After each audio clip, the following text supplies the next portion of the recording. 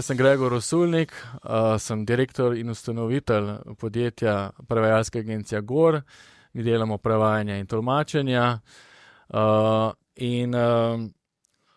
sem tudi hkrati ponosen, da sem del te čudovite ekipe, se pravi, sem član upravnega odbora sekcije SBC Mladi. Zdaj pa tisto, kar je pomembno. Skrajno levo, Jure Knez, oziroma dr. Jure Knez, ustanovitelj večjih podjetij, solastnik mednarodnega podjetja DVSoft, ki ponuja merilne rešitve vodilnim svetovnim blagovnim znamkam in tudi drugih podjetij, na primer Katapult, ter je tudi član SBC kluba slovenskih podjetnikov. Z mano bližje Boštjan Bandelj, ustanovitelj več podjetij, lastnik in direktor podjetja Belektron in en največjih globalnih trgovcev emisijskih kuponov in aktiven investitor, na primer pri podjetju Engen, ter enako član SBC kluba slovenskih podjetnikov. Zdaj se bom pa usedel. Vsa pravila so znana. Hvala lepa, nekaj teh uvodnih vprašanj imam za oba dva. Začel bi mogoče s tabo, Jure, pa Boštjan, ti lahko nadaljuješ. Na spletu sem prebral, da meniš, da so zelo pomembne korenine. In jaz tukaj sprašujem, če je to res, če še tako misliš in zakaj tako misliš. Med drugim naj še povem, da me tudi zanima, kakšna so vaša leta, vajina leta. Jaz sem prebral, da si letos praznoval 50, tako da čestitam za Abrahama. Boštjan, tvoje letnice še nisem zaznal, ampak sva se zmenila, da boš danes to z nami delil. Če pa ne, pa vsaj generacijo, s kje prihajaš, da vidimo, kako mlad si. In pa zanima me, v katerem mestu sta odraščala in v katerem mestu živita danes. Oziroma, kje sta preživela večinoma svojega življenja. Jure. Jaz mislim, da so korenine zelo pomembne. Mislim, da moramo biti zelo ponosni na našo domovino, na Slovenijo. Naši predniki so nam zapustili kar precej, ko bi rekel, pomembnih stvari. Jaz prihajam iz Zasavja, konkretno iz Trbovlj, tam sem bil rojen, tam živim, tako da nimam namena se seliti, ne. Dokler bo vsaj približno ta naša Slovenija spodbujala podjetništvo. Pa se mi zdi, da v našem Zasavju so naši predniki nam dali neko trdoživnost, nek odnos do dela, delovnost, pa da se nikoli ne predaš, ker imamo zelo bogato zgodovino rudarstva. Tudi moj pradedek recimo je vozil Domfrco na Gverki, ne. Zdaj to veste, kaj pomeni Domfrca? Ne. Jasne. Lokomotiva, parna lokomotiva. No in se mi zdi, da je treba na teh koreninah graditi. In tudi, če pogledam današnji dogodek, takrat, ko smo mi začenjali, je bilo tega bistveno manj, pa vsak tak dogodek, kjer so predavali preizkušeni podjetniki, se mi je zdel res izredno pomemben. Prav zato, ker če pogledam svojo preteklost, ne, smo naredili res veliko stvari narobe, ne. Ampak važno je neko povprečje, ne, tako da če si v povprečju več dobrih stvari naredil kot slabih, pa je že nekaj ratalo, ne.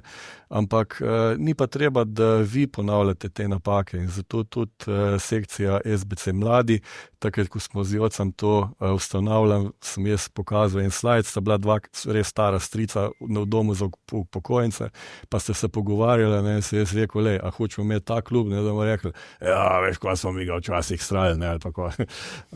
Ali pa hočemo to, ne, da se klubu pridružijo mladi, vi, ki v bistvu boste tvorili prihodnost podjetništva v Sloveniji, prihodnost naše domovine, boste nosili odgovornost za to, ne, že to, da ste danes tukaj, ste pokazali eno veliko mero interesa in jaz računam, da boste naredili vsaj 10krat toliko, kakor smo mi. Boštjan?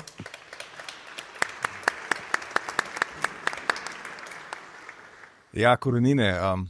Moja dva starša sta bila študenta ekonomije. Ne, jaz sem študentski otrok. V 4. letniku me je mama rodila, tako da jaz včasih hecam, da ta biznis imam nekako že v DNA-ju, ne, oziroma sem že na svet privekal nekako s to predispozicijo.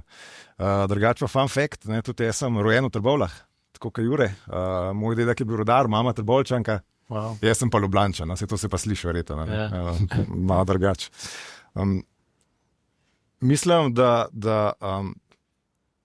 nas je Slovencev samo 2 milijona. Ne? In ker nas je tako malo kot narod, je zelo pomembno, da vsi, tudi pa podjetniki, predvsem pa uspešni podjetniki, poudarjamo, komu pripadamo. Ne? Da smo se rodili, odraščali, se šolali, ustanovili svoje podjetja v državi Sloveniji in da nosimo tudi neko moralno odgovornost, da prispevamo ali pa se trudimo k napredku te države. Zelo vesel sem bil te pobude Joca in ekipe v ustanovitvi kluba slovenskih podjetnikov, ki ni samo neko interesno združenje, ki bi lobiralo za neke ozke podjetniške interese, ampak ki res želi Slovenijo narediti boljšo za vse njene prebivalce. Večkrat sem poudaril, da sem podjetje ustanovil v Sloveniji, da želim nadaljevati poslovanje v Sloveniji. V Sloveniji sem plačal več kot 50 milijonov evrov davkov od dobička. Veliko lažje, cenejše bi bilo zame, da bi podjetje preselil, ustanovil v nek globalen finančni center. Ampak še enkrat, ponosen sem, da sem tukaj, da sem slovenski davkoplačevalec. Pustimo to, da me boli glava, pa še kaj drugega, ko vidim, kako se s tem denarjem dela. Ampak na nas mladih je, da te vzorce ali pa to negativno spiralo, v kateri se je mogoče ali pa zgleda, da se je naša država znašla v zadnjih časih, preobrnemo na bolje. Kar se tiče palet, ki si vprašal, sem mlajši od Jureta, ne dost, drugo leto grem za njim, tako da po tem eventu ga bom vprašal, kje mi je v žurko, mogoče da nekaj še dobrega. Super. Draga publika, jaz mislim, da si to zasluži en velik aplauz.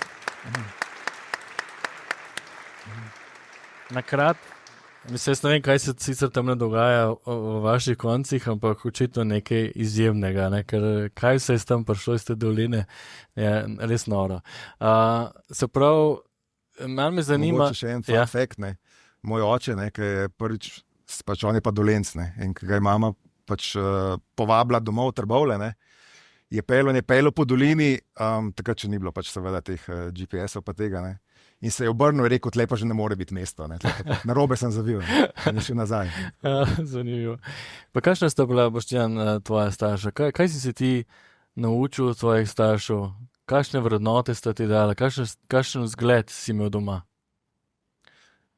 Bom rekel, skromnost, trdo delo pa poudarek na znanju. Zelo, imeli smo recimo vikend na Dolenjskem z vinogradom, vsak petek popoldne smo šibali gor in potem sta starša cel vikend delala. Ne. Po napornem tednu v službi, oba dva sta delala pač v banki. Tako da navajen sem tega, da se bo treba potruditi. Da si kaj dobil. Pa vedno sta mi vcepila ta poudarek na znanje. Ne. Več znaš, več veljaš. Pri tebi doma? Ja, moj oče je bil tudi z Dolenjske, mi smo imeli tudi vikend v Markovci, tudi vsak vikend smo bili tam. Edina razlika je bila, da sem mogel jaz tudi delati. Ampak oba dva sta bila inženirja, sta bila inženirja strojništva, oče je delal na Rudisi, mama je učila v srednji šoli, zdaj, ki je stara 75 let, uči mlade otroke, matematike in tako naprej v katapultu, polne energije, tako da nekako sta mi res dala tisto mirnost, da nekega odraščanja v nekem takem lepem družinskem krogu. Pa tudi ni bilo glih velikega vprašanja, na katero šolo bom šel, ne, tako da je bilo to pa srednja strojna Trbovlje, pa strojni faks v Ljubljani, pa to je to. Ok, super. Se pravi, lahko damo po črto, da je treba garati, treba je delati, ne? To ne bi bilo, upam, da to sporočilo za mlade, ne, pač, da ni samo po sebi, ne pride, nič ni instant. Treba je delati, pa treba je tudi kaj znati, ne? Ker če kaj znaš, je tvoje delo veliko bolj učinkovito. Ja, ok, super. Hvala, da si mi lepo povezal te dve stvari. To se lepo navezuje tudi na moje naslednje vprašanje, kajti zanima me v bistvu, vem, da Jure, sem prebral, da imaš veliko družino in da si verjetno v stiku z šolskim sistemom in se bi malo tle obregnil in tudi našo publiko, študente, to kar zelo zanima. Se pravi, vprašal bi vaju oba dva, koliko sta v stiku dnevno, recimo z nekim našim šolskim sistemom, se pravi današnjim. Tudi bi vprašal, pač kakšno mnenje imata glede trenutnega sistema. In uspel sem tudi prebrati, da sta oba dva zelo šolana. Jure je končal doktorat na fakulteti za strojništvo, ti si diplomiral na ekonomski fakulteti in potem magistriral celo na fakulteti za elektrotehniko. Diplomiral sem na obeh, sporedno. Ja, se pravi, vse kaže na to, da nekaj dobrega v tem sistemu vidita, ne? Jaz bi mogoče vsem probil izpostaviti tisto, kar je dober, pa mogoče, če vidva lahko date kakšen predlog, kaj bi mogel biti v nekem kurikulumu, da bi bilo jutri boljše. Ja. Zdaj, to je za mene kar boleče vprašanje, ne, pri 4 otrocih, ne. Glih ta vikend sem se fiziko učil za 3. letnik srednje šole, nihanje, pa resonance, pa te stvari, sem rekel, poplega, kako lahko šus pišeš, mi smo pa tako firmo z tega naredili. Zdaj, kar se tiče izobraževalnega sistema, pa tako čisto resno, ne, se mi zdi, da je največji problem v Sloveniji to, da nekako iščemo neznanje. Že v osnovni šoli je čisto preveč nekega enciklopedičnega znanja, ki se ga vlije skozi nek lijak v glavo otrokom, in v bistvu imamo pri tem kar težavo, zaradi tega, ker veliko otrok se mi zdi, da dobi nek odpor do učenja in bi v bistvu bilo treba se res vprašati, ko so tista temeljna znanja, ko je tisto, kar je danes nujno potrebno, zaradi tega, ker če želimo vedeti, da je bila francoska revolucija, ja, valjda vprašamo Google, ne, ni treba to znati na pamet, ne. Pa še tu je mogoče slab primer, ne, je pa drugih stvari ogromno, in mislim, da tekom študija bi morali dati tako dijakom, študentom več možnosti praktičnega dela, več možnosti, da se srečajo z realnimi problemi, da rešujejo realne probleme in da pol iz teh realnih problemov potem dobijo večjo željo po tem, da se pridobiva teoretično znanje.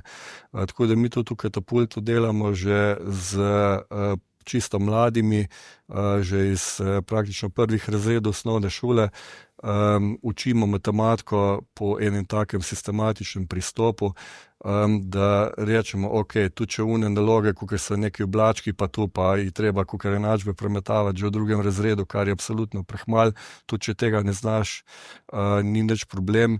V bistvu je pa nujno potrebno, da usvojiš ene določene temelje in jih dobro utrdiš. Pa tudi ta povezava z fizičnim svetom se danes nekako izgublja in tudi tu poskušamo učiti. Poleg tega pa navduševati otroke z robotiko recimo, potem pa se tu v srednjih šolah že nadgradi, pa imamo v bistvu v Katapultu imajo že, pičajo dijaki svoje ideje, delajo dijaške podjetja in v bistvu razvijajo izdelke in iz tega ven prihajajo potem najboljši kadri, ker je šola tista pol, ki reče, lej, tole pa ne znam, tole se moram pa naučiti, ne. In iz tega ven nekako se mi zdi, da se ena taka pozitivna spirala kreira.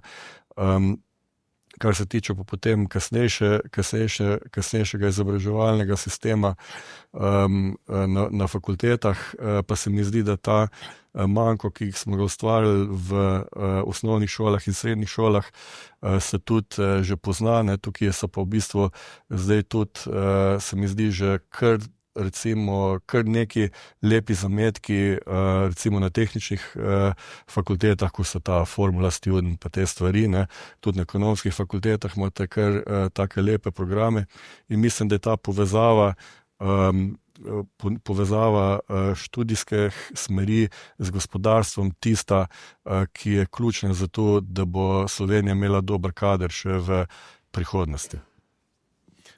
Jaz se strinjam z Juretom popolnoma, ne preveč je poudarka na nekih faktografskih dejstvih, faktografskem učenju, pa premalo na reševanju problemov.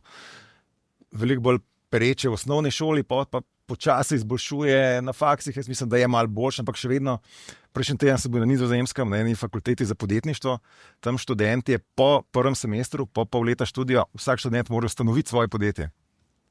Real life. Ne neki abstraktnega, ampak ustanoviti svoje podjetje in potem skozi študij graditi svoje podjetje. Vsak predmet se pol aplicira tisto znanje, ki ga dobi na razvoj svojega podjetja. Po takih stvarih mislim, da bi se morali zgledovati. Je pa situacija seveda se tako hitro spreminja, ne vem, kaj sem videla, zdaj tam hodila v šolo, mi smo iskali informacije, hlepeli po informacijah. Danes je obratno, informacije preveč. Je pa spet tukaj, ni samo plus, je tudi minus, ker je treba najprej biti sposoben razbrati, kje informacije so pomembne, pa še bolj, kje informacije so napačne. Tudi ChatGPT da 5-10% napačnih odgovorov.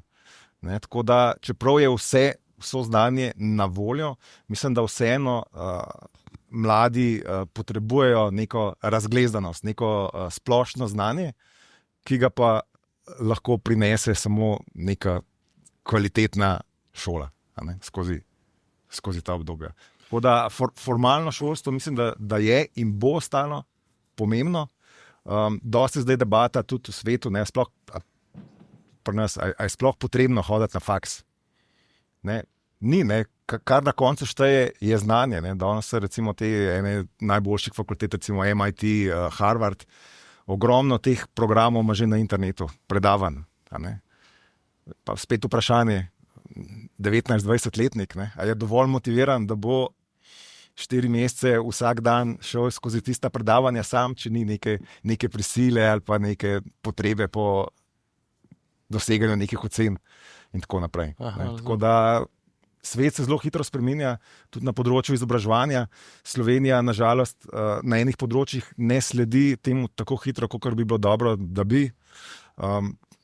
Na koncu pa, bom rekel, na vsakmu posamezniku, da je samoiniciativen, z vidika šolanja, svet je odprt, izmenjave, tuje fakultete. Tako da možnosti je veliko, se pa treba angažirati. Mogoče res stane dobro. Si me spomnil, zdaj smo bili v Mondragonu v Španiji in imajo v bistvu tam kar zelo napredno fakulteto, ki je povezana z inštituti, tam lokalnimi, in oni imajo na ekonomskem faksi, imajo program, kjer študenti 4 leta ne delajo nič drugega, kakor samo vodijo svoje podjetje. Prva pol leta morajo poslovno idejo skreirati, potem morajo podjetje ustanoviti in pol morajo to podjetje tukaj delč jeti, da oni preživijo sami sebe, svoje potovanje in tako naprej. In v bistvu, Mondragon v Španiji. In potli v bistvu oni iščejo tisto znanje, ki ga potrebujejo pri tem, ko vodijo svoje podjetje. In oni grejo do profesorja, mi bi se pa radi naučili P&L pa bilanco stanja. In pol profesor jim to znanje poda. In to je tako, pol verjamem, da so študenti res zainteresirani, da se tiste stvari tudi naučijo. Tako da obstajajo veliko boljše prakse, samo malo je potreba pogledati. Pa tu je, vzgajati treba zmagovalce na trdnih osnovah znanja. Če gremo zdaj na neformalno izobraževanje oziroma na neke prve podjetniške izkušnje. Meni je bilo zelo zabavno, pa če lahko z nami deliš na enem podcastu, sem Boštjan slišal, da si že pri 10 letih kupil od očeta, če sem prav razumel, pan, in si potem ta med, ki se je prodajal, od tega si nekaj služil in to so bili tvoji prvi prihranki in si že točno razumel določene zakonitosti v financah. Ja, jaz sem zelo hitro sem začutil, da me ta pač podjetništvo vleče. Ja. Ta zgodba s panjem je resnična. Mi smo imeli na že omenjenem vikendu tudi čebelnjaka, ne, in tam sem pol investiral en pan in pol sem dobival dividende v obliki, ki je pač oči ta med prodajajo na tržnici. In takrat sem se naučil v bistvu prve te začetke osnove podjetništva. Ker sem bil v srednji šoli, takrat še ni bilo teh šolskih skladov, ampak se je pač te učbenike, ne, vsaka si šel v naslednji letnik, stare si zavrgel, nove si mogel kupiti. V Križankah je bil sejem začetku septembra, rabljenih šolskih učbenikov. Jaz sem v bistvu, ko je bil konc šolskega leta, po ljubljanskih srednjih šolah lepo listke, potrebuješ denar za počitnice, prodaj svoje rabljene učbenike. In sem za male denarje junija odkupil učbenike, celo poletje imel celo garažo, tako da niso mogli starši parkirati učbenikov in jih potem septembra z bratom skupaj prodajo na tem sejmu, že kot srednješolec in potem študent. Tako da ja, mrskej se da, ne, sam pač treba se angažirati, spremljati stvari, ki se dogajajo, ne, pa potem se aktivirati. Ne. Ja. Treba je, ko vidiš priložnost, to bi bilo pa fajn, ampak je treba vstati iz kavča, skočiti pa začeti delati. Ja. Jure, imaš ti tešno tako podjetniško? Ja, veš, da imam, ne. V bistvu zgodovina računalništva je šla tako, zdaj so te neke Pentiumi, prej so bili pa 486, pa 386, pa 286, pa ATI, pa XTI. Glih v tistem cajti, nekje v času ATI so prišle ven računalniške igrice, take malo boljše in v bistvu bili vsi navdušenci nad Formula 1. In potli smo začela s prijateljem delati volan, pa pedale za voziti formule na teh računalnikih, ta prvih. To je izgledalo tako, da smo hodila po odpadih, pa so kupovala volane od Jugotap in potli to predelala, tako da je izgledalo malo športno, pa tipke dala gor, prestavljala gor pa dol, in pa so to prodajali na Salomonovem glasniki, in to je trajalo toliko cajta, da je izredno pomankanje volanov za Jugoto ratali na teh odpadih, in pa so mogla to poslovno idejo opustiti. Ok, super. Jaz, kad takole kaj poslušam, pa kad sem pač uspel tudi veliko prebrati o tebi, Juri, malo več kot o tebi, Boštjan, ki si že delil, da si šele zdaj malo več se odprl na ven javnosti, ampak vsem me zanima, kako kljub vsemu, pač, ko postaneš neka taka javna osebnost, kot ste zdaj vidva, kako ostaneš prizemljen, ponižen, hvaležen. Očitno sem zdaj slišal, da je to tudi nekaj, kar prihaja iz tudi doma, ampak se mi zdi, ko pa enkrat si v danem trenutku, pa si soočen s temi stvarmi, kako se s tem soočaš in kaj takrat tudi sam rabiš, kaj je tisto ključno, kar vidita, pa zelo mi všeč, da sta oba zelo tako dobrodelna in me tudi zanima, zakaj vidva menita, da je treba tako delovati tudi potem naprej, ko enkrat imaš vse praktično materialno, kar si lahko zaželel. Ker mislim, da študentje pač so na drugi strani, ampak se mi zdi pomembno, kaj je tudi, ko prideš na to stran. Ja, meni je ta javna prepoznavnost mi je bolj breme kot kaj drugega. Tako da dolga leta sem želel držati čim bolj low profile, čim manj se pojavljati v medijih. Tudi nimam nobenih profilov na socialnih omrežjih in tako naprej. Sem bazo. Ampak ko pač nekako uspeš podjetniško, sploh v naši majhni Sloveniji, pa pol so prišle te lestvice najbogatejših pa tako naprej, ugotoviš po nekem času, da pač, če ti z ljudmi ne deliš svoje zgodbe iskreno, sam takšna kot je, se pač začnejo izmišljotine o tebi, pa neke nebuloze pojavljata. Tako da je boljš pač, da si iz tega vidika malo bolj proaktiven. Kar se tiče pa prizemljenosti, jaz bom tako rekel, ego je največji sovražnik podjetnika. Še posebej pa v teh trgovskih vodah, kjer sem jaz začel in tudi uspel s podjetjem Belektron. Ker dokler si ti prizemljen, si tudi previden, se zavedaš tveganj, spremljaš svet okoli sebe. Če pa tebi ego zraste, pa misliš, zdaj sem pa jaz najboljši, nepremagljiv, ti pa pade pozornost. Vemo v podjetništvu nekaj napačnih odločitev, pa te ni več. Poznamo veliko zgodb o uspešnih podjetnikih, pa o uspešnih podjetjih, ki so propadla. Tako da zavedati se je treba, da smo minljivi. Tako mi kot posamezniki, kot naše podjetja, še bolj pa je minljiv naš uspeh. In nekako, ko to ponotraniš, mislim, da je to neka dobra popotnica za neko stabilen razvoj in na osebnem nivoju, in na nivoju podjetja, tudi za naprej. Super. Jure? Ja.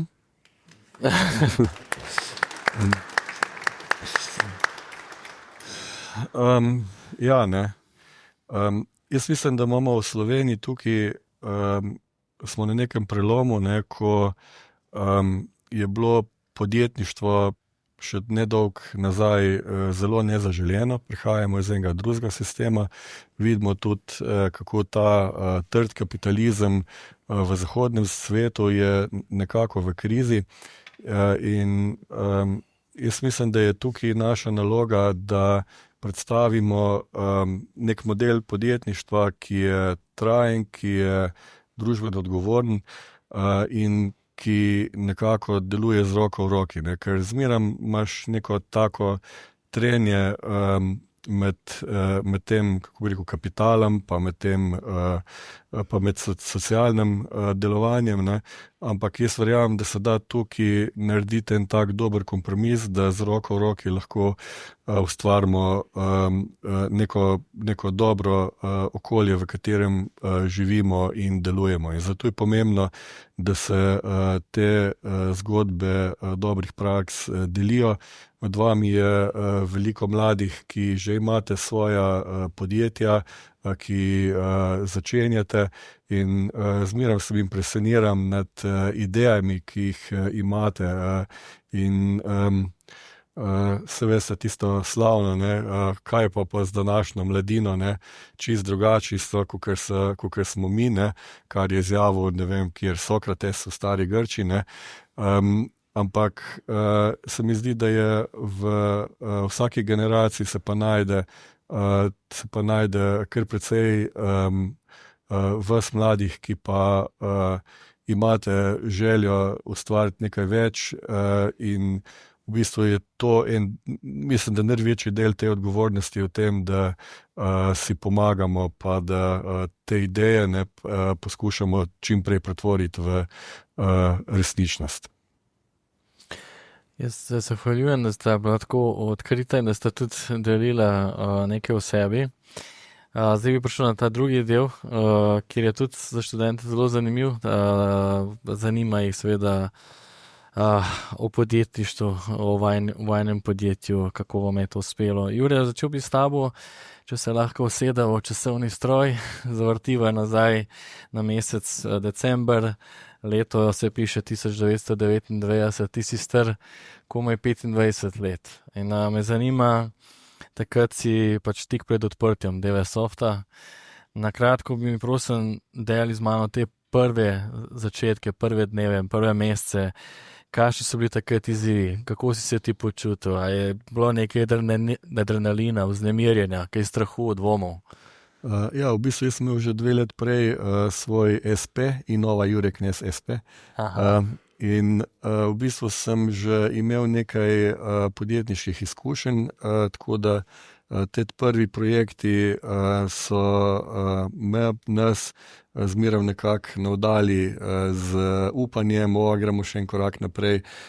Tako da v bistvu je bil DVSoft nekakšen prehod v to bolj resno podjetje. So pa začeli tako 1, 2 od začetka v eni sobi od stare mame, pa smo imeli eno pisarno 16 kvadratnih metrov, pa smo se selili v 50 kvadratnih metrov, nas je bilo 5 tam leta 2000-2001.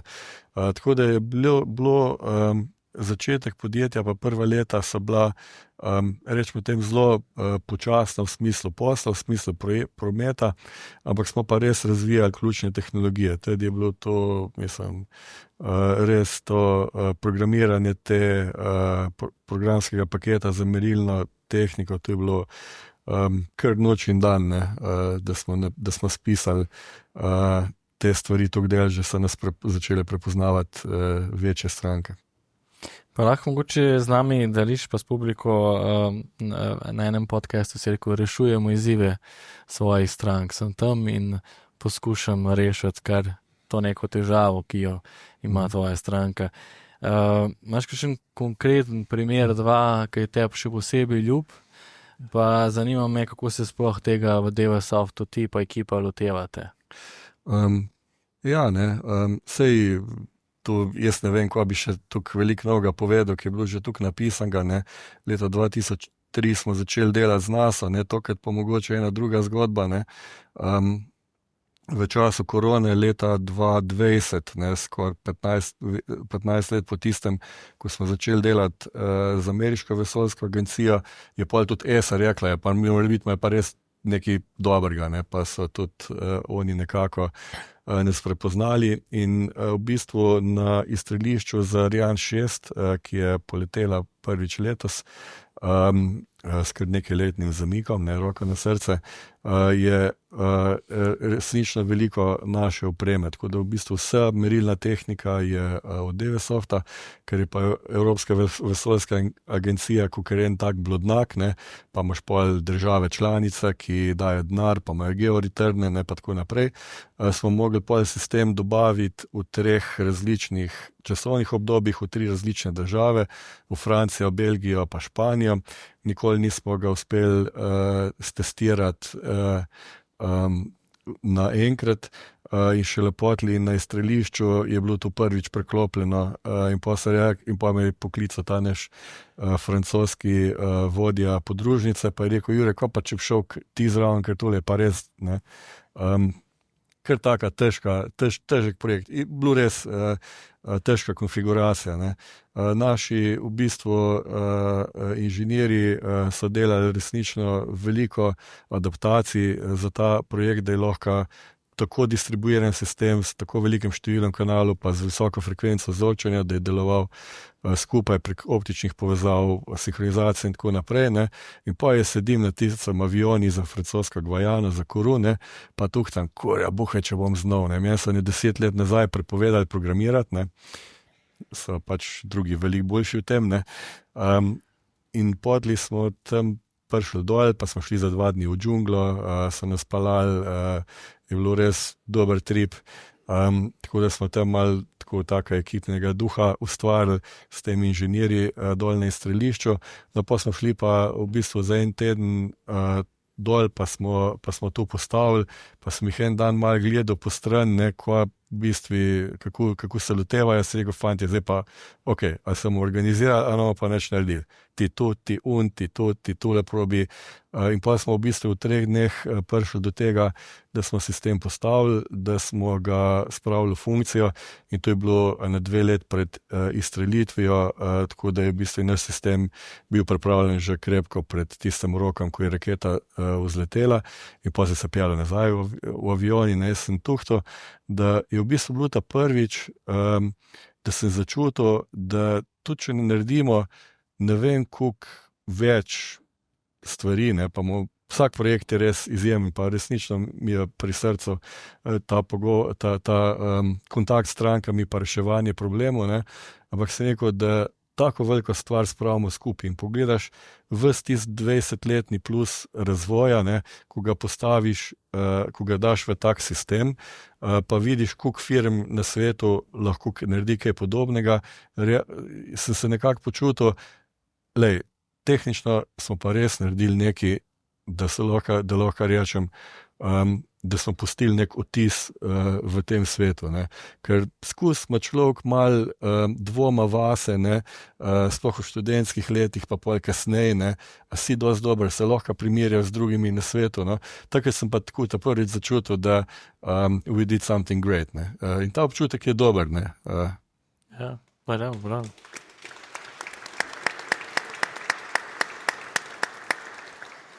Deva se še mi Boštjanu sejati v časovni stroj in greva mečka nazaj, ker se mi zdi zelo pomembno, da proba razmisliti, kako je takrat bilo, ne? Ker tam so publika je teh let in pred takšnimi odločitvami kmalu verjetno. Piše se, katero leto, 2007, takrat si bil tudi ti pred tem, da odpreš podjetje, da greš svojo pot. Sem pa slišal spet na enem od podcastov, da si ravno imel eno operacijo, da si bil nepokreten in da te to ni ustavilo, da je tašča in partnerka sta šla takrat odpreti podjetje. In me res fascinira, da te pravzaprav nič ni ustavilo. Me pa zanima, kaj si točno takrat podoživljal, kaj si razmišljal, kakšen je bil tvoj motiv, zakaj greš na svoje. Res smo slišali, da si pustil in dobro službo, podjetje z visoko plačo, vse neke dobre pogoje si že imel, pa si se sem tako odločil. A si čutil tudi, a si v tistem trenutku čutil, da si dovolj zrel, da je to zdaj to, da lahko zdaj greš, da si se opolnomočil z vsemi znanji in da zdaj si pripravljen za to pot? Ja, jaz, ko sem ustanovil svoje prvo podjetje Belektron, sem bil star 32 let. Ne. Prej sem da 6 let delal za državno podjetje v 100% državni lasti. Ja, sem dozoril v bistvu veliko stvari, sem se naučil, pa tudi izkušenj pridobil, ampak ugotovil sem potem, da me začenja vedno več stvari motiti. Predvsem to, da sem večino svojega časa pa energije mogel porabiti, da sem preprečeval neke nebuloze ali pa da sem prepričeval ljudi, da to pa mogoče ni najboljša ideja. Sem se počutil zelo neproduktivnega in sem dal odpoved. Odpoved brez nekega jasnega zelo koncepta, kaj bom naredil. Ja, pa sem se med odpovednim rokom sem se poškodoval. Se nisem imel izbire, odpoved sem dal, mogel sem iti naprej. Če kaj, me je to še bolj podžgal. Jaz sem, kot sem tudi že povedal, kot otrok sem vedno rad gledal westerne, pa vedno sem navijal za Indijance. Ko so bili outsideri, nisem imel šans. In mene taka stvar, da zgleda, da nimam šans, me je to še bolj motivira in me podžge. In vedno so me tudi podcenjevala in konkurenca in to je samo prednost. Tako da ta motivacija, tudi če se zdi, da je vse proti tebi, rečeš neko, ne vem, mislim, da sem gledal,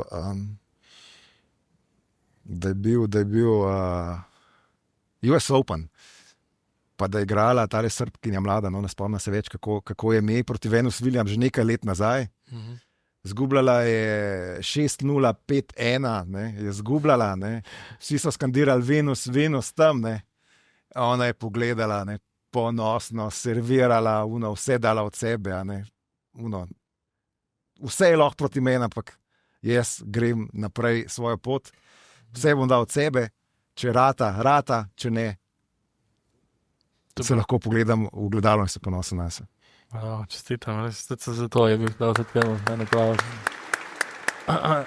Ampak za nameček te ti to ni ustavil, ne? Ti si potem naložbeni sklad odprl. Ja, moja prva ideja je bila, da bom upravljalec premoženja.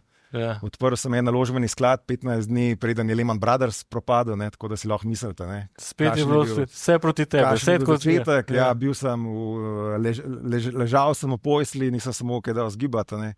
Ti sem delal, poleg tega sem razvil en software za modeliranje cen električne energije, nudil sem nek konzulting za surovinske trge.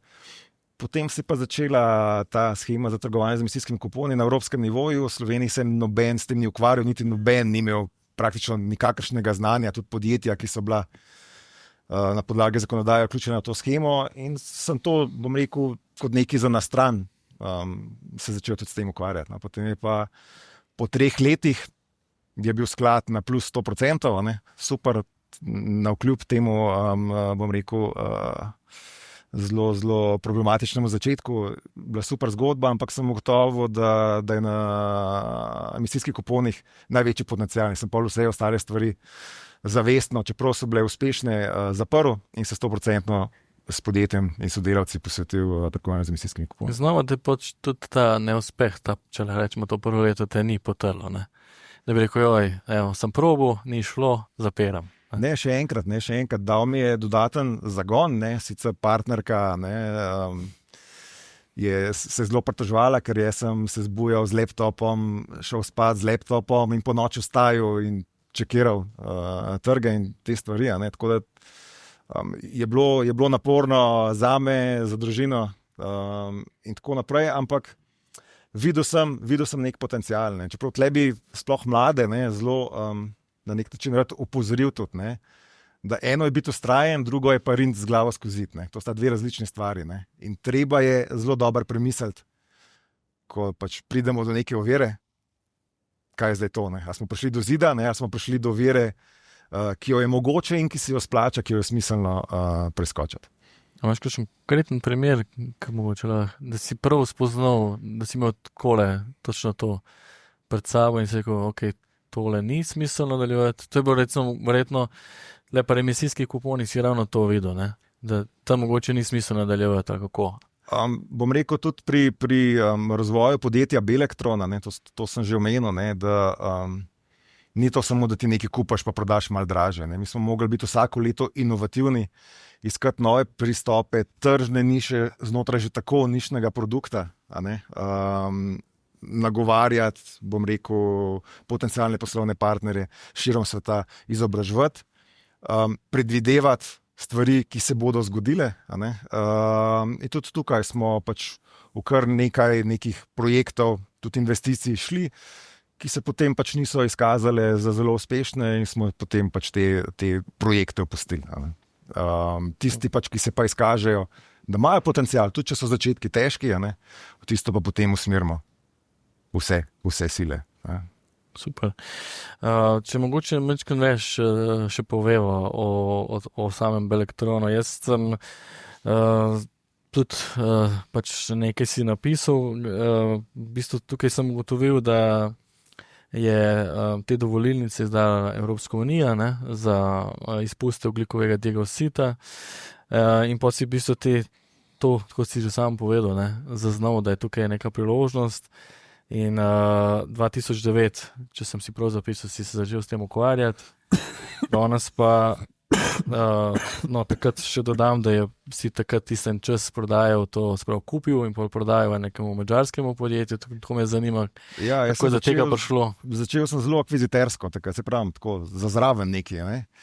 Bilo je približno 90 slovenskih industrijskih podjetij vključenih v to shemo in jaz sem, takrat če niti pisarno nisem imel, jaz sem delal doma iz spalnice z mobitelom, sem šel po listi, ki je bila pač javno objavljena in sem začel klicati finančne direktorje in jih začel v bistvu izobraževati, kaj to sploh je in da oni imajo te kupone na računu. Takrat je bila večinoma brezplačna podelitev, začela se je ta gospodarska kriza in vsi so imeli viške. Ne? In izobraževal sem se, veste, da vi lahko to prodate in pač si takoj izboljšate likvidnostno situacijo. In vzporedno sem si zgradil to trgovalno infrastrukturo, da sem bil sposoben v istem dnevu skleniti posel, izmenjati pogodbe, oni so mi pač nakazali kupone in jaz sem jim še isti dan plačal kupnino. In to je bilo takrat nekaj nevidenega, ker je bilo pač plačilni roki, 60-90 dni so bili normalni, oni so pa hipno dobili to likvidnost. In to je bil, to je tvoj razvoj. To je bil nek tak prvi korak, zelo osnoven. Ja, na trg takrat sem prišel preko enega madžarskega podjetja, ki je bilo staro že 3-4 leta in je že imel to trgovalno infrastrukturo, dostop do borz, trgovalne linije z velikimi inštitucijami sklenjene. Fun fact, spet čez 7 let smo to podjetje, Belektron to podjetje kupil, ga prestrukturiral in ga potem čez nekaj let z 11-kratnim dobičkom prodal. Je pa ves ta razvoj podjetja Belektron je šel zelo po stopničkah. Ne. Se pravi, ta začetek je bil, kot pravim, akviziterski. Naslednja stopnička je bila, ko se je zaprla glavna borza za trgovanje z emisijskimi kuponi, se je Belektron vzpostavil pa kot veletrgovec s takimi majhnimi regionalnimi trgovčki, kot smo bili mi prej. Ne. To je bil prvi korak. Ne. Naslednji velik korak je bil, smo se vzpostavili kot glaven veletrgovec s tako imenovanimi okoljskimi krediti. Eno obdobje se dalo 10% svojih zavez v Evropi pokriti iz naslova projektov iz manj razvitih delov sveta. Ne. Tako da smo imeli poslovne partnerje iz Južne Afrike, Brazilije, Indonezije, Vietnama, Malavija, Burundija in tako naprej. In smo pač te kredite potem plasirali na evropski trg. Potem smo postali vzdrževalci likvidnosti na evropskih borzah, da nas je borza plačevala, da smo vedno kotirali nakupno in prodajno stran. Postali smo market maker na medbrokerskem trgu. Zadnja leta pa največ posla ustvarjamo na izvedenih finančnih inštrumentih. Ne. To so pa terminske pogodbe in opcije, inštrumenti, s katerimi se podjetja lahko zavarujejo pred cenovnimi tveganji za več let naprej.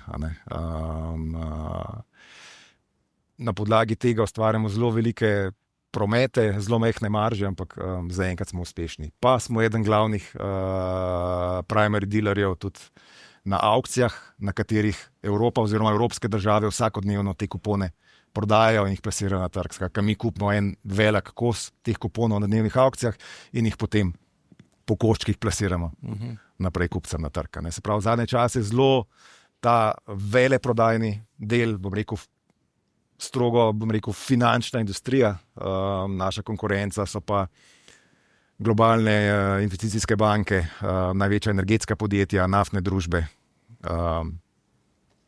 Tako, ko sem bral o tebi in o podjetju, sem res začutil, da res ti greš neko svojo pot. Kako ti uspe, da pač ljudje smo le tako narejeni, da imamo tak nek čredni nagon, da gremo za večino. Ti si le najdel tle nekaj, kar ali se noben obdregnil v to, saj ne v tem delu sveta. Ne, ni res. Takrat je bilo tudi potem, skozi naslednja leta, na stotine takih podjetij, kot je bil Belektron. Danes na svetu ni nekega enostavnega zaslužka na dolgi rok. Ne. Ja, pomaga, da si zraven, ko se nek produkt, neka storitev razvija, ne. Veliko lažje uspeti, kakor v nekem že etabliranem trgu, kjer so pač vloge nekako že razdeljene, pa so veliki igralci z nekimi svojimi močnimi pozicijami, to pomaga, ampak vseeno se moraš boriti s konkurenco. Ne. Kaj pomaga? Moraš biti boljši, hitrejši. Moja prednost, bi rekel, pa je ta, da sem vedno znal mogoče videti kakšen korak naprej kot druge. Ne. Da sem znal nekako oceniti, v katero smer se bo pač določen segment trga razvijal, kaj bo zanimivo in se na to pripravil. Pripravil z znanjem, pa z infrastrukturo. In potem, ko je priložnost prišla, sem bil jaz tam, da sem jo izkoristil. Medtem, ko so drugi šele ugotavljali, kaj zdaj treba, da bomo to naredili. To je bila nekako naša prednost. Ne. Ja, tako da bilo je na stotine takih podjetij, kot je Belektron takrat.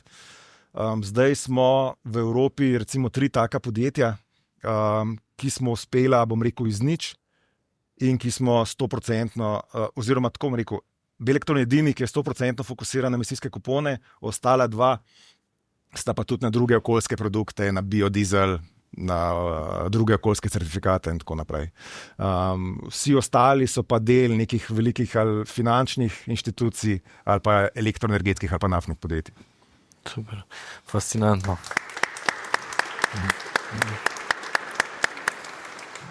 Jure, jaz vsakič, ko grem ven k svojim strankam in nekaj v bistvu obljubim, čeprav sem včeraj slišal, da ne smeš nič obljubljati od tebe, ampak kljub vsemu pač poskušaš jim vliti to zaupanje, da bo res kakovostno in me zanima, kako v Devesoftu skrbite za to, da so te vaši produkti, rešitve, ki jih ponujate na dnevni bazi, res na najmožni višji ravni, kakovostni, in kako tudi to pol preverjaš.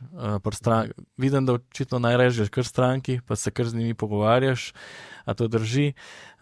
Imate tudi kakšen tak sistematiziran način, kako preverjate to zadovoljstvo, in se stranke vračajo, oziroma kaj narediš takrat, ko pride do kakšne reklamacije. Sam recimo menim, da je to včasih tudi dobra priložnost, da še izboljšaš odnos. V bistvu je tako, ne, da sploh v naši branži od začetka mi nismo imeli nekega znanja, kako se pogovarjati z raketo, kako se pogovarjati z avtomobilom in tako naprej, ne. Kakšni so trendi v različnih industrijah, kako ta merilno tehniko narediti, da bodo stranke lahko upravljale svoje pač meritve. Tako da je bil ta stik s strankami neobhodno potreben, nujno potreben. In v bistvu so nam ključne stranke, jaz jim pravim heroji, so tisti, ko so nas pripeljali naprej do take stopnje, kakor smo zdaj. Frost & Sullivan je objavil raziskavo trga in v bistvu je na področju merilne tehnike, merilnih inštrumentov, in smo zdaj rangiran 3. po prometu na svetu, kar je kar izjemno, ampak se mi zdi, da brez teh strank, brez tega znanja, brez tega feedbacka, ne, tudi približno ne bi bili tam, kjer smo. Zdaj te naši heroji, ne, prav gotovo dobijo tisto, kar je v danem trenutku najbolj moderno, najboljše, ampak če si predstavljate heroja v tistih starih časih, ne, to je bil en vitez, ne, ko je izgledal fajn, je bil na enem takem velikem kojni v oklepu, ne, ampak po drugi strani se pa tudi boril, veliko ran je imel, ne, tako tudi naše stranke, tiste, ko dobijo one naše prve proizvode, tudi včasih kar trpijo, ne, roko na srce, ampak so take, da jim to praviloma ni nič narobe, da ko se čutijo, da kreirajo nek produkt ali pa neko tehnologijo, so v bistvu postanejo, kako bi rekel, skoraj del ekipe, in to je tisto, kar nas je zmeram nekako gnalo naprej. Seveda pride tudi do reklamacij, pride tudi do težav, poskušamo jih odpravljati že na pragu tovarne. Je pa naš en vodja prodaje iz Anglije enkrat rekel, da si prav želi, da bi stranka imela kakšno manjšo težavo.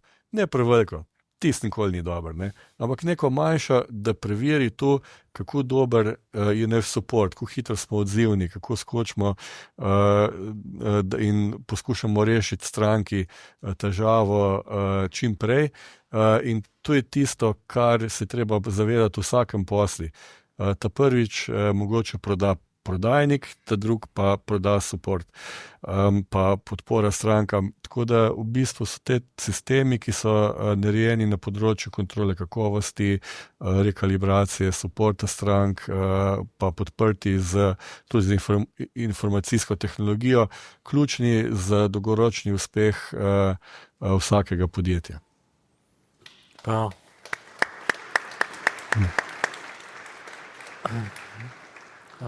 Letos poleti si mi na enem od SBC dogodkov zaupal, da ne bo toliko dobro leto, ampak sem potem tudi sporočil videl, da ste pa lani naredili vse rekord, pač največ prometa, največ zaposlenih, kar 61 milijonov prometa, pa 200 zaposlenih v tistem letu, ampak v podjetništvu ne gre vedno vse na gor.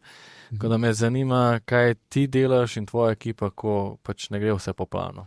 Ja, v letu 2022, konec leta, smo imeli nekaj več kot 20 milijonov zaostalih naročil, ki so se zgodile zaradi tega, ker enostavno ni bilo komponent, da bi lahko naredili vse v tako kratkem času.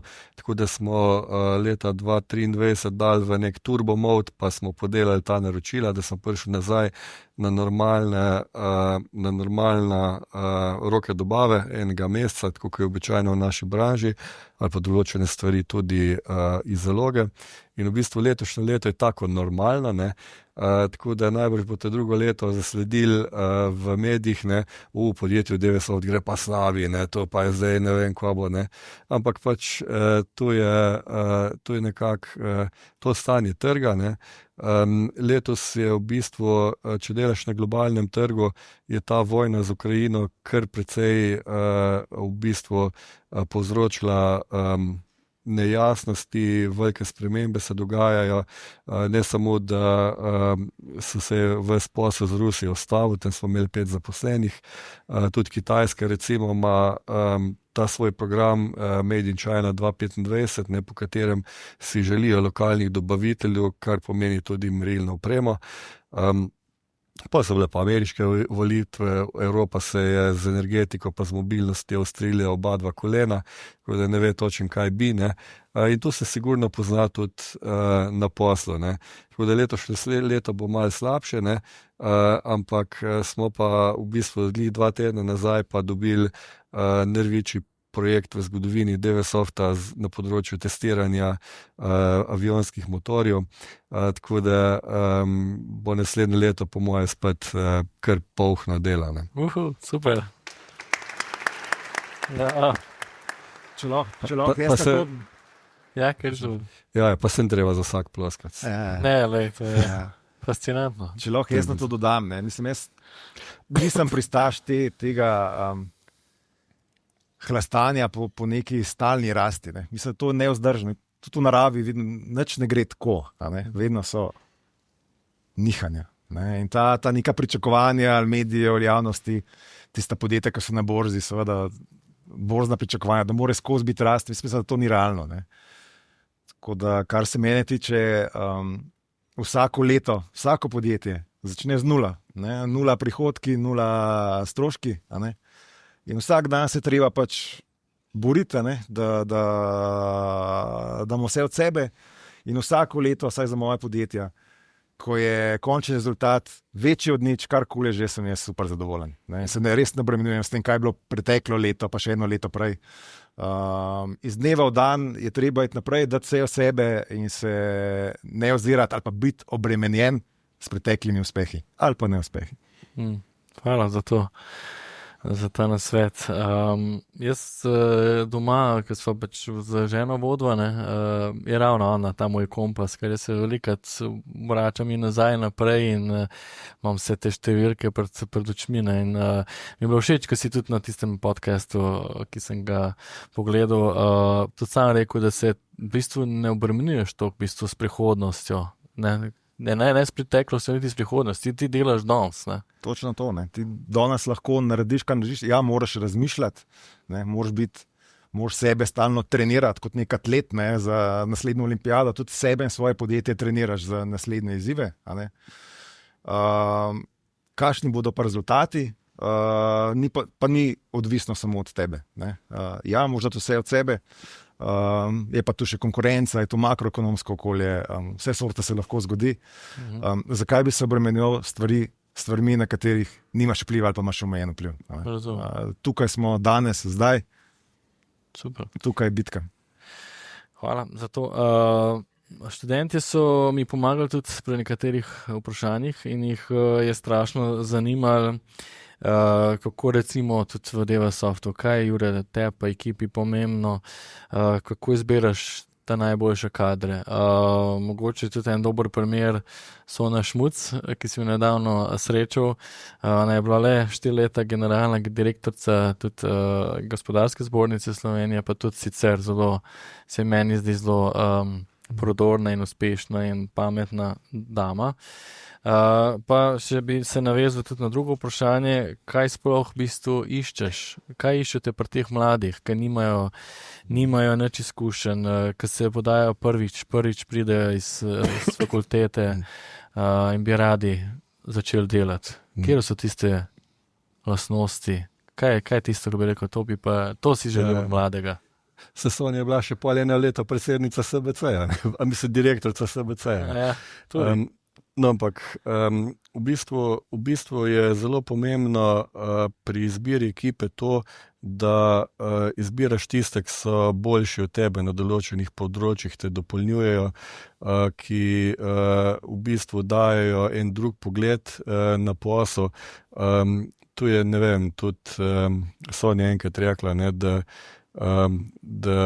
kako je že, first grade people chooses first grade people, second grade people chooses third grade people. Ne? In v bistvu tu je tako, da ne smete biti nikoli strah nekoga, ki v določenih stvari ve več kot ti, ne? Zaradi tega, ker v podjetju recimo tako, ne, po nekih teorijah, ne, mora biti trije ključni ljudje, ne? Inovator, finančnik pa prodajnik. Ne? In noben človek na tem svetu ne, ni sposoben vseh treh vlog upravljati, mogoče dve, sigurno pa pač eno pa tisto, ki mu je primarna, in tako je tudi treba izbirati ekipo. Pri nas se je izkazalo, da je velika večina vodstvenega kadra vzgojena doma. To včasih ne gre zaradi tega, ker podjetje raste prehitro, tako da je treba včasih tudi kakšnega dobiti od zunaj, ampak tisti, ki so vzgojeni doma, tisti v bistvu živijo kulturo podjetja že od čisto odraslih let, imajo iste vrednote, ki veljajo v podjetju in v bistvu so sprejeti iz strani drugih, tako da najbolj pomembno pri mladih je pa tisti žar v očeh. Jaz se vsakega vprašam, ne, če bi recimo prišel red na neko določeno delovno mesto, je to tisto, kar v življenju res uživaš, boš prišel z žarom v očeh, boš hotel narediti nekaj več, kaj je tvoj končni cilj tvojega delovanja, ker se mi zdi, da zmeram v življenju pridejo vzponi pa padci, in tudi v tistih težkih časih je res pomembno, da rad delaš tisto, kar počneš. To pa sem tudi iz tvojih ust že slišal. A si lahko potrdiš tole, kar je Jure rekel? Ja, absolutno. Predvsem to, da je treba delati tisto, da te nekaj res veseli, se spomnim, da si rekel. Samo v tem si lahko res dober. Samo v tem si lahko res dober. In tudi, ko jaz izbiram ali pa sodelujem pri izbiri novih sodelavcev, zelo pomembno to, da se s to tematiko ukvarja poleg faksa. Ne? Skratka, ne, faks ti da neko formalno izobrazbo, neko širino, neko poznavanje področja, ampak da se je ta mlad sodelavca pa sodelavka že s tem področjem zraven ukvarjala, ker to kaže na to, da ga res zanima, da je res pripravljena na te izzive, na reševanje problemov in tako naprej. Zdaj, na Genu recimo dajemo celo novim sodelavcem na tem področju, ki ga jaz pokrivam, spet trgovanje, tudi za rešiti neke praktične problemčke z nekim enostavnim Python programom. Ne? Tudi potem malo ocenimo kakšna znanja, kreativnost, sposobnost reševanja problemov imajo. To je en pomemben faktor. Ja, je pa to ključno za vsakega mladega, še preden se prijavi za določeno delovno mesto. Ne? Jaz mislim, da mladi študenti, da glavna naloga je, da raziskujejo svet in da raziskujejo tudi sebe. Ne? Da vidijo v svetu, kaj vse se da početi, ampak da pogledajo sebe, kaj si pa jaz od vsega tega želim delati v življenju. Ne? In polka imaš te dve stvari, ali pregled, ali pa razjasnjene, se veliko lažje podati na nek začetek karierne poti, ali se prijaviti v neko službo, pa biti potem uspešen, ali pa začeti svoje podjetje. Super. Draga publika, za nami je 1:10 in kot obljubljeno, zdaj lahko začnete postavljati vprašanja. Mogoče bom jaz sam še enega zastavil, tako da se pripravite, pol bi pa red videl roke. Mlade recimo zelo zanima, mogoče zate Boštjan, ker si dober investitor, kam naj pravzaprav mladi danes recimo v teh svojih 20-ih vlagajo in svoj denar in svoj čas, pa ne mislim tako zdaj strogo investicijsko v smislu delnice, obveznice, ampak Kje naj porabljajo svoj čas, ne svoj denar? Ja, sem že prej povedal, ne, točno to. Ne. Odkrivanje sveta in odkrivanje sebe. Ne, to mislim, da je za neke srednješolce, študente ključno in to je v bistvu privilegij. Ne. Nekdo, ki gre v službo pri 18, tega privilegija nima, ker nima časa. Ne. Nekdo, ki pa študira, je pa to res treba vzeti kot privilegij. Ne. In v Sloveniji res imamo ta privilegij, da je študij pač pokrit iz javnih sredstev, da smo tle zelo mehki pri poziranju, pri ponavljanju in tako naprej. Dajte izkoristiti ta čas. Ne? In to je investicija, ki se lahko večkratno pa 100-kratno poplača potem tekom kariere življenja. Super. Jure, pa tudi zanimali jih je še mentorstvo. Kje najdete mentorja, na koga se obrniti? Zakaj sploh potreben mentor? Kaj bi ti rekel, ker si velikac v tej vlogi? Mislim, da lahko tu so dobro definirala s Primožem Zelenškom, so se enkrat hecala, ne? Da v bistvu on je rabo mene 10 po 10 minut v celi 10-letni zgodovini, kar smo sodelovali, ne? Ampak takrat je bilo so pa tiste stvari, ki so bile pa kar ključne, ne? Tako da če je mlad podjetnik ali pa podjetnica, ne, res iz tistega ta pravega testa, potem mentor lahko v določenih trenutkih najde kakšno številko ven iz telefona, pove kakšno izkušnjo in v bistvu ali pa samo potrdi razmišljanje. Tako da se mi zdi, da tukaj SBC opravlja res dobro, izjemno vlogo nekako povezovanja. Tako da kar takole rekel, ne, kjer danes ne najde v tem sveti mentorja, potli tudi, ne vem, veš, če bo najdel kakšno stranko. Aha, ok. Se pravi, so tam ozuni. Sam poiskati je to. Publika, upam, da ste tako uživali kot jaz. Zdaj bi pa rad videl roke, zdaj, kje so tiste dve dame? Kje ste roke? Kje so vprašanje? Jaz zdaj nič ne vidim, tam na gor. Ok, super. Da slišimo vprašanja. Mene pa zanima, kateri neuspeh vas je najbolj izoblikoval kot podjetnika in kako ste v bistvu to spremenili v neko svojo prednost? Za oba dva? Najbolj še kar oba dva. Tako. Jaz? Ja. V bistvu najbolj se spomnim enega projekta leta 2016, ko smo bili še kar relativno mehni, smo imeli priložnost sodelovati res z enim velikim podjetjem, da bi za njih razvijali nek merilni inštrument. Projekt je bil velik $20 milijonov in smo ga izgubili. Eno leto smo se pogovarjali in potem čudali bolj smo bili v pogovorih, se pa kar naenkrat nekako se tako sesulo, ko ena hišica iz kart in takrat je bilo za mene to kar težko sprejeti, predvsem zaradi tega, ker tehnično nismo oddelali svojega posla. Imeli smo določene luknje, ki jih nismo uspeli v tem času zakrpati in v bistvu bila to za mene zelo boleča šola, tako osebna, da dobiš malo bolj debelo kožo, da se zavedaš, da so v življenju uspehi in neuspehi, so lepi časi, so slabi časi, da včasih nekdo zmaga, včasih drug zmaga, ne, in potem tudi, da si sposoben čestitati konkurentu za to, da je dobil posel. Ampak predvsem pa je iz tega prišlo neko zavedanje, da moramo biti res še veliko boljši, kot smo bili. Z naslovi tega smo postavili tudi sistem kakovosti, preverjena pač rešitev in tehnologij. In danes verjamem, da smo zaradi tega veliko boljše podjetje, pa potem na osnovi teh temeljev, teh trdnih temeljev smo dobili kar marsikater velik posel, ko ga drugače ne bi mogli. Ja, pri meni je bilo že to kar nekaj let nazaj. Imeli smo zelo dobro leto. Mislim, da v pol leta smo močno presegali vse rezultate prejšnjih let. to nam je malo zlastalo v glavo. Par napačnih poslovnih odločitev, neprevidnost, izpostavljenost, tveganje. Ne? Točno to, kar sem tudi že par vprašanj prej povedal, meni se ne more nič zgoditi. V enem tednu smo izgubili vse, kar smo gradili prej 6-7 mesecev.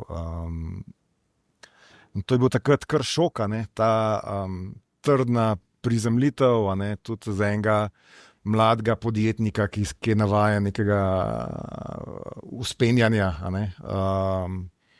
Predvsej huda streznitev, ampak potem moraš pa stopiti korak nazaj, premisliti, analizirati, kaj se lahko iz tega naučim.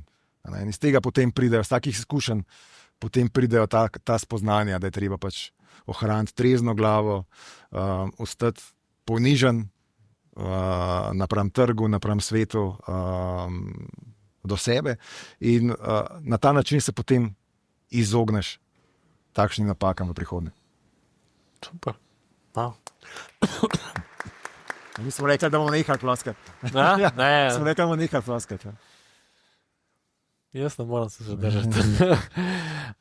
Naprej? Aha, tamle. Niste bile dve sta bile gospodične. Obe dve? A to je vajno skupno vprašanje? Ne. Tamle en gospodič, ne vem, kar digante lahko. Na začetku ste govorili o tem, koliko pomemben je biti ponosen na domovino, iz kje smo, ampak veliko današnjih mladih odhajajo v tuje države, zato da bi temu tako rečeno odšli po boljšo priložnost.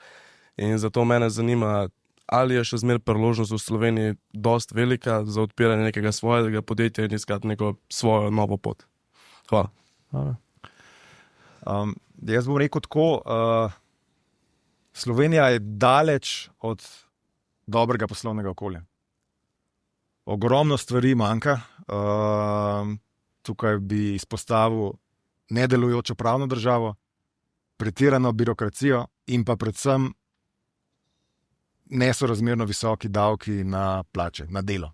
Vse ostalo je ok, ampak davki na delo so pa na takih nivojih, da dušijo inovativnost in razvoj.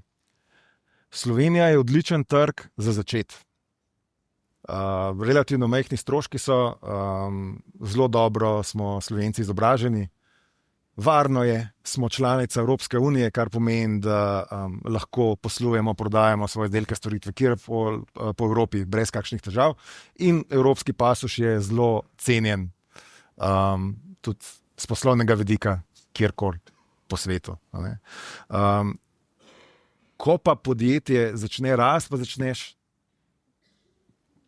trčiti v te ovire. In ja, kar veliko enega idealizma je treba, da ostaneš tukaj. Jaz nobenemu podjetniku slovenskemu, bom rekel, ne očitam, če je podjetje selil v tujino, to je popolnoma razumljivo. Kar pa si želim, pa da vsi podjetniki, tudi mladi, v tujini je ogromno priložnosti, sploh v zadnjih letih ta start-upovska scena, ki je bila neka, Nizozemska, Velika Britanija, kaj šele ZDA, so popolnoma neki druge dimenzije.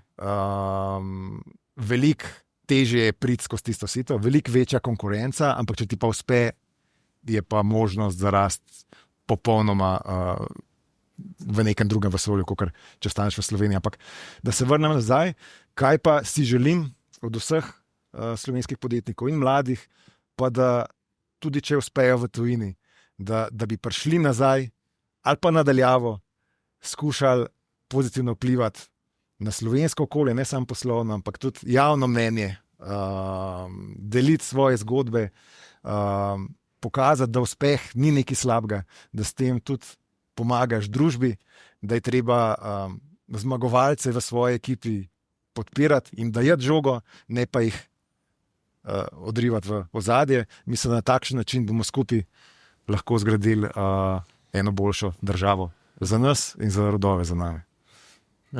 Sonja Šmuc je na enem od dogodkov, enem poslovnem zajtrku povedala, da ko bomo v Sloveniji imeli tako strašne navijače za podjetnike, menedžerje, odlične, odgovorne, seveda podjetnike, menedžerje, kot jih imamo za športnike, bo Slovenija drugačna. Ja, mislim, je prav žalostno je to gledati. Ne vem, če si nekaj časa v tujini, pa vidiš ta bas, ne, pa prideš sem, ne, se moraš pa skoraj upravičevati za svoj uspeh. Ne. Da ne omenjam, recimo, ne vem, slovenske knjige, filmi, gledališke predstave v zadnjih 30 letih.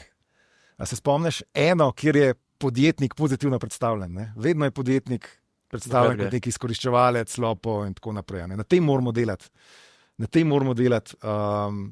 Ne se skrivati, biti ponosen na to, pa predvsem mlade vzgajati v tem pozitivnem duhu, da podjetništvo je pot, ki te lahko prinese res oseben uspeh, karieren uspeh, ampak je dober tudi za družbo in državo.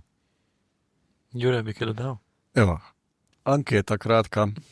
Kdaj je bral Jonathana Livingstona Galeba od Richarda Bacha Ne vzdigne roka? 5. Zapište si, res izjemna knjiga. Ta knjiga govori o tem, da svojo usodo kreiramo sami. Ali bo to svojo osebno srečo in zadovoljstvo, ali to družbo, v kateri živimo. Ker če pogledate, prej si rekel, ko vi delate v Zasavju ali po Trbovljah, da je tukaj uspešnih zgodb pride iz tam.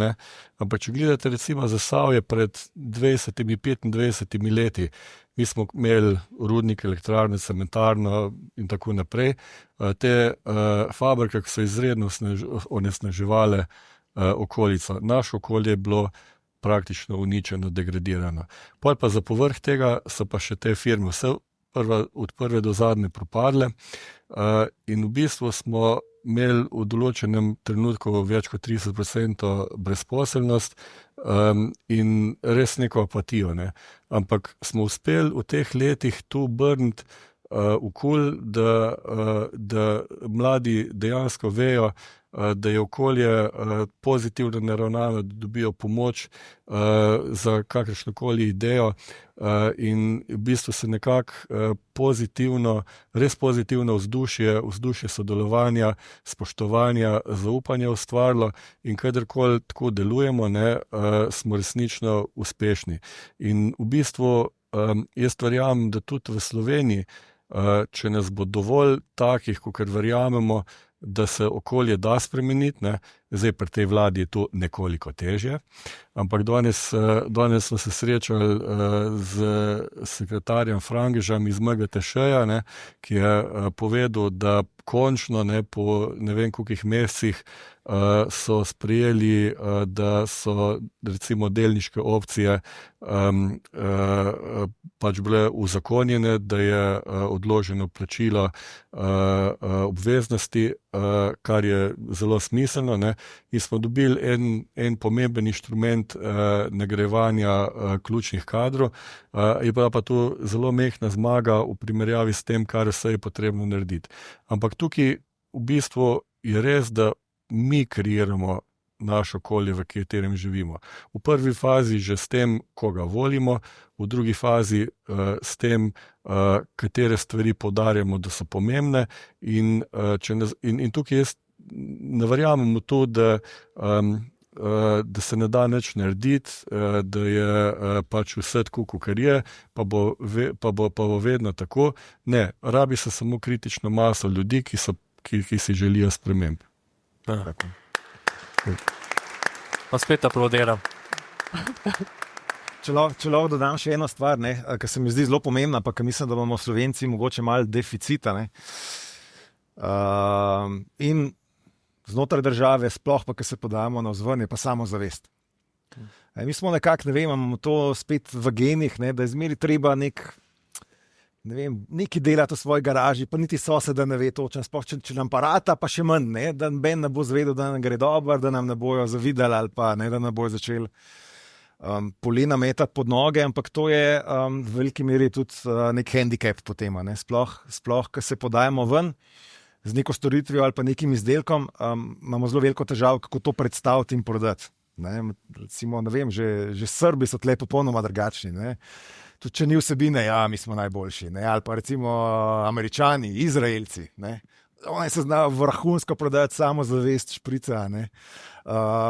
In tle mislim, da imamo se še marsikaj za naučiti, oziroma se po nekomu tudi za zgledovati. In da s to samozavestjo lahko dosežemo precej več pri osvajanju tujih trgov, malo bolj resno nas bojo navzven jemali, in podjetnike z samozavestnim nastopom, tle je Joc vrhunski pokazatelj, tudi v Sloveniji nas bodo začeli od politike do javnosti bolj resno imati. Super. Prej je bilo povedano, da je najboljši kader tisti, ki je vzgojen na podjetju. In me zanima, v skladu z današnjim časom in mednarodnimi podjetji in delom nadaljavo in vsem, če imate morda kakšne probleme s kadrom, ki odhaja v tujino, in v bistvu kako se soočate s tem, kako zadržati kader na podjetju. Ja, mislim, da je to en tak mozaik in skupek vsega, kar se gremo. Zdaj v podjetju mislim, da je tista osnovna plača je bolj kot ne higienik, ki je nujno potreben, potem pa nagrajevanje, solastništvo, vizija, smisel, dovršenost. To so vsi motivatorji, ki zadržujejo nekako mlade, da ostajajo. Do bivalnega okolja, do zdravstvenega sistema, do prehrane in tako naprej.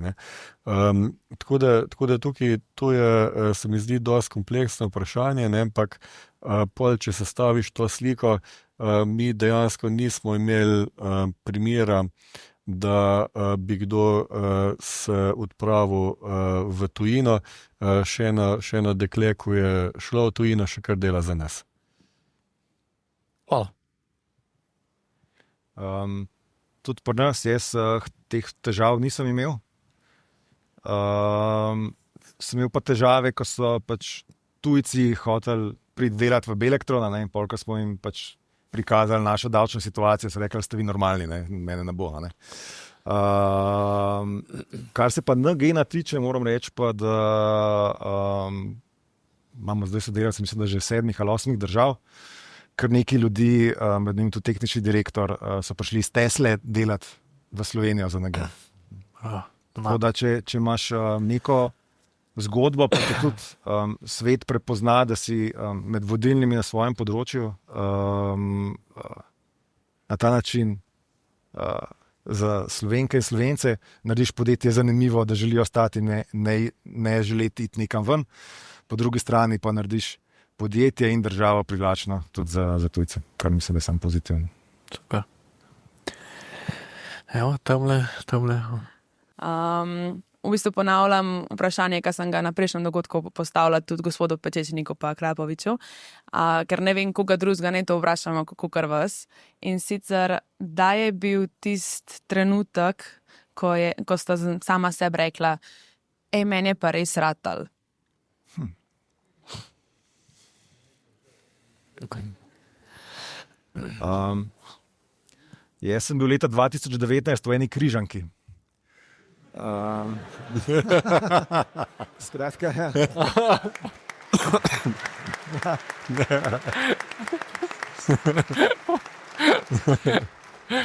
Skratka, mislim, da mi je spet tašča pokazala ki so te knjižice s križankami, ne vem, kaj je to, za na počitnice, ki greš, ker rešuješ križanke in pol v levem zgornjem kotu je neka slika, in pol tam pol ime primek.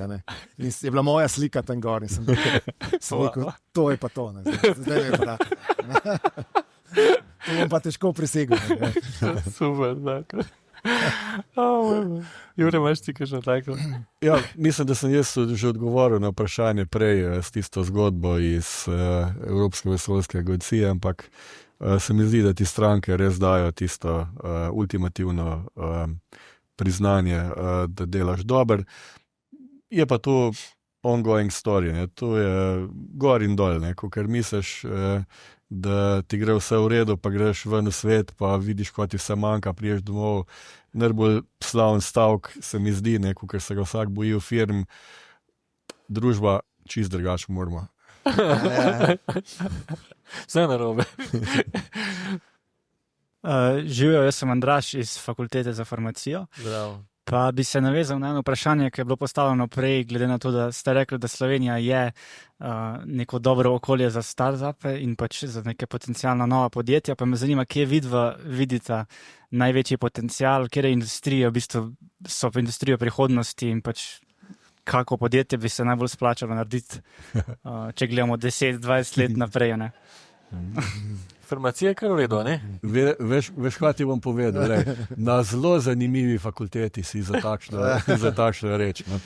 Ljudje bojo zmeran bolan, ta prvi polovici življenja res delaš trdune, zato da dobiš denar, ko ga pol drugi polovici življenja zapraviš, zato da probaš zdravje nazaj dobiti. Ne. Tako da je čist dobro področje, ampak bodimo realni.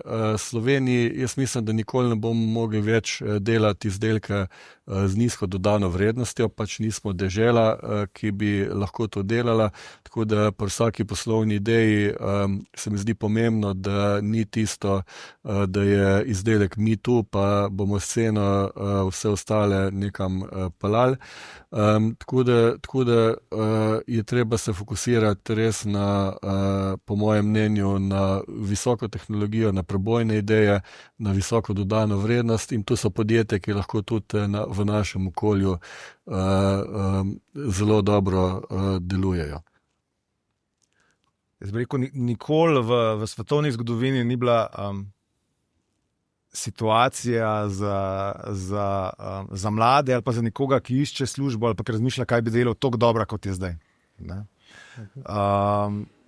Nezaposlenosti praktično ni, ogromno prostih delovnih mest je in tudi za neke poklice, recimo, ki so bili do nedavnega še tako, bom rekel, malo z levo roko, pa malo celo podcenjevani.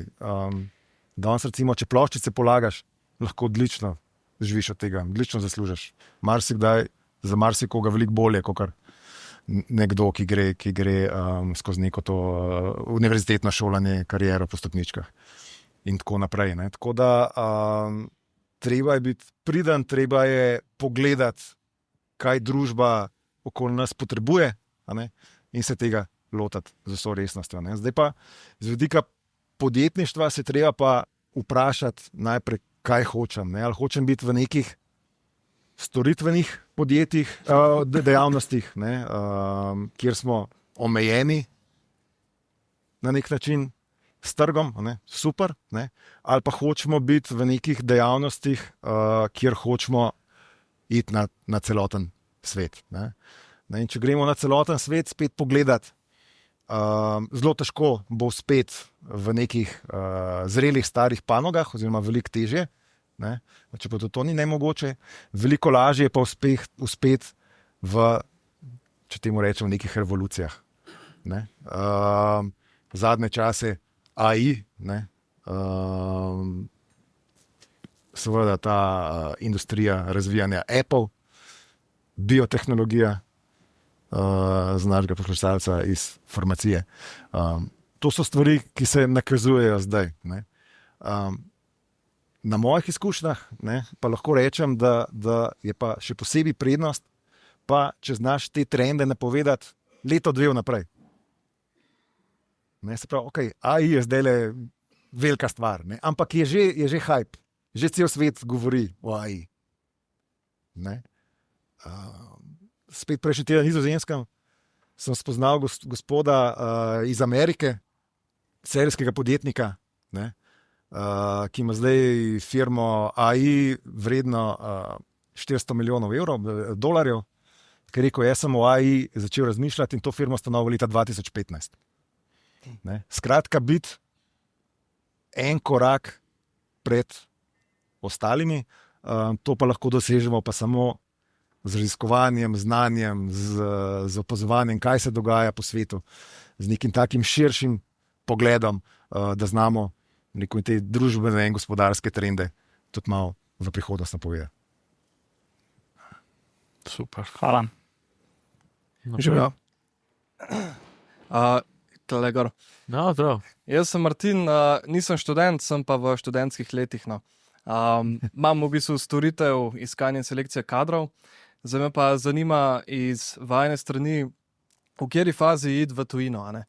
Zdaj pač mi smo kakšen let pa pol mogoče mečkam več delali v Sloveniji, pač itak počasen napredek, kot vsak startup, ne? Ampak itak v tujini, recimo neka Severna Evropa, so firme veliko več pripravljene plačati za tako zadevo. Mi pa tudi lahko vse preko spleta izvedemo, ne rabimo biti prav fizično nekje, da to upravljamo.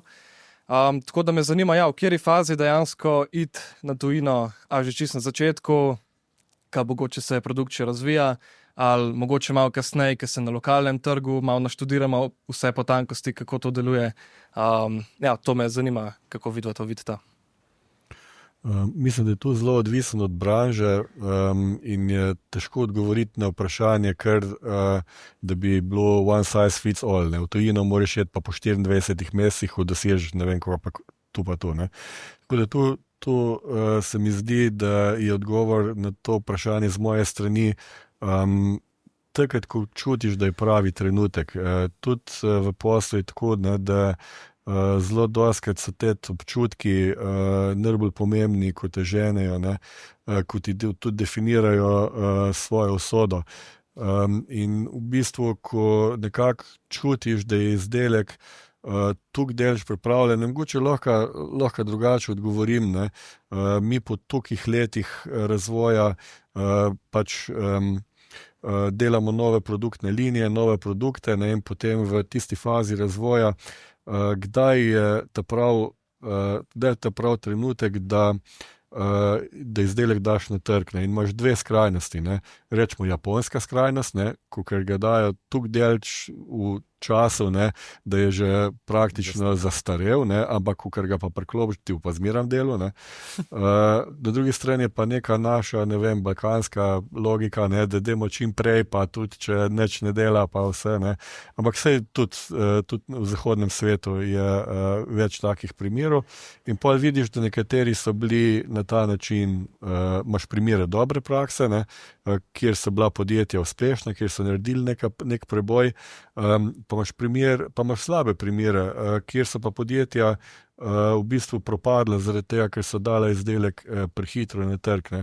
Tako da ta sweet spot je nekaj tazga, ne, kar je v bistvu zelo težko določiti, ampak jaz bi rekel, da se moraš predvsem ravnati po svojem občutku, kadar ti čutiš, da je glih toliko delež, recimo razvoj produkta, ki se prej omenil, ne, da lahko narediš naslednji korak. Ja, se strinjam. Ko dosežeš zadostno stopnjo samozavesti. Ne. Kar sem rekel, Slovenija je super za pilotne projekte, tle razvijaš izdelek, storitev, testiraš, razvijaš okoli infrastrukturo, si prepričan, da dela. Takrat je pravi čas, po moje, za iti v tujino. Ker sigurno v tujini te bodo pač bolj sumničavo gledali, ni prostora toliko za napake oziroma za popravo teh napak. Boš mogel iti in boš mogel pač oddelati tisto, dostaviti tisto, kar si obljubil. Veš, to je dobro, ne? Jaz se tukaj trudim, pa razlagam, ti po enem stavki povzeš, ne pozameš res tisto, kar je bistvo. Super, se dopolnjujemo. Še zadnje vprašanje. Ja, če smem še jaz. Aha, zdravo, Andraž. Jaz sem Andraž, prihajam iz podjetja Infotrend, mi se ukvarjamo z digitalizacijo proizvodenj in zaposlujemo programerje in imamo kar velik problem, imamo kar velike obremenitve na plačah, kot vsi, sploh teh kadrov, teh programerjev, ki jih zaposlujemo, in me zanima, če vidite kakšno prihodnost, če je realno razmišljati o tem, da se bo te plače v prihodnosti kje razbremenile, to, kar so nam obljubljali, pa tega nekako kar ne dočakamo. Vajn mnenje mogoče, oziroma a bi bilo bolj smiselno, da se prekvalificiramo v keramičarje, kot ste prej rekli. Ja, vse stvari se dosti naravno rešujejo. Jaz mislim, večja bo kriza, manjša bo obremenitev na plačah, ne? Oziroma manjša bo manjši bo pritisk na plače. Ne. Zdaj v Ameriki recimo se že da dobiti kar programerje, tudi so na voljo, ne. Ker velika podjetja odpuščajo, nisi pa to sigurno ne vprašal. Ne. Obremenitev plač je ena izmed najbolj perečih tem in mislim, da v tej vladi ni za pričakovati prav nobenih razbremenitev visokih plač, ker je nekako vizija te vlade, da mogli imeti vsi enako, pa vsi malo, ne. In v bistvu je potem stvar prihodnosti od leta 2026 naprej, kako bomo sestavili to sliko in če bomo uspeli v tem, da bo obremenitev nižja.